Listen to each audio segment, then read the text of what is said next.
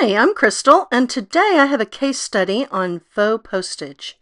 So we're going to use these supplies that you probably have in your craft room, some blending brushes, washi tape, some decorative edge scissors, a little paper.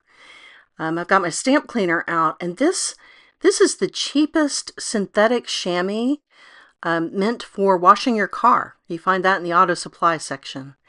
Makes a really good stamp cleaner.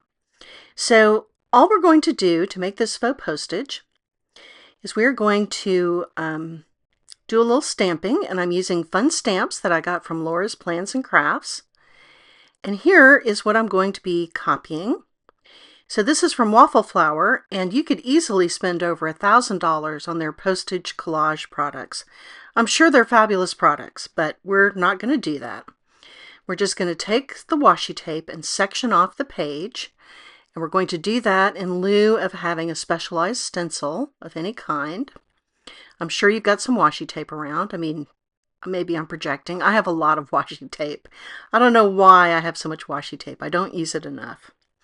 But once the page is sectioned off, we're just going to do a little bit of ink blending. So I am ink blending a little orange, pink, and yellow background. That's one of my favorite color combinations. Oops, made a mistake there. Got some pink over the line. We're going to call that an artistic choice, but I'll be a little bit more careful from here on.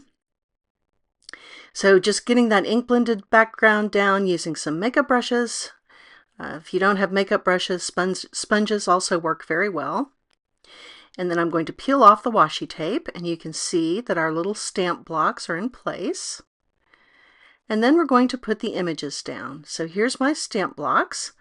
And I'm just using these wood-mounted stamps, but obviously you could use any type of stamp that you have. I think a stamp positioner and a clear stamp would be easy enough to do. You might want to leave the washi tape in place if you go that route until after you finish stamping. But once I've got the stamps down, I'm just using dye ink and cleaning off my stamps as I go. Then I'm going to use those decorative edge scissors to make the edge of my postage and assemble the card. Now I did cut out a sentiment, but I couldn't find a good spot for it on the front of the card. So I'll just pop it on the inside of the card. And there we go. There's our finished card. Didn't spend any money. I think it looks pretty reasonable compared to the original. I think you could draw some perforation lines if you wanted those, but I think it's perfectly fine without those. So I hope that you're inspired to get out your crafty stash, and thanks for joining me today.